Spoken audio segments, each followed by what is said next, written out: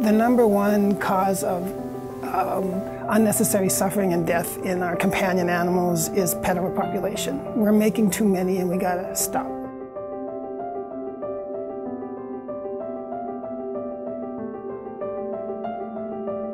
And the way you do that is you spay or neuter. It's a quality of life issue, quality of their life, quality of their owner's life, quality of the life of their progeny that they won't have.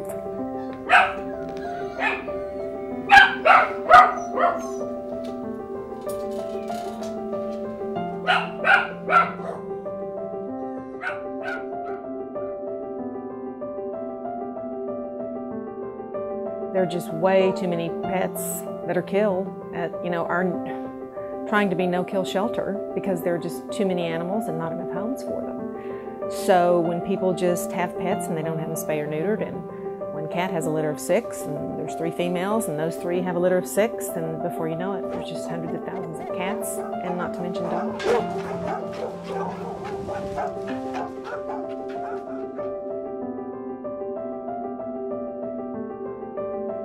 It's not something you do to them, it's something you do for them.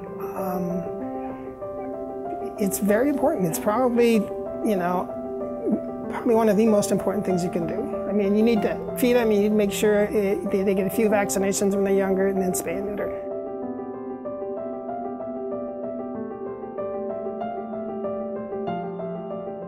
They do something about it. They make a difference. They provide low-cost spay and neutering for low-income families that maybe wouldn't ordinarily do it. They do campaigns where they, put out information to come to the events for low-cost spay and neutering. So they're not just talking the talk. I mean, they're, actually doing something about it.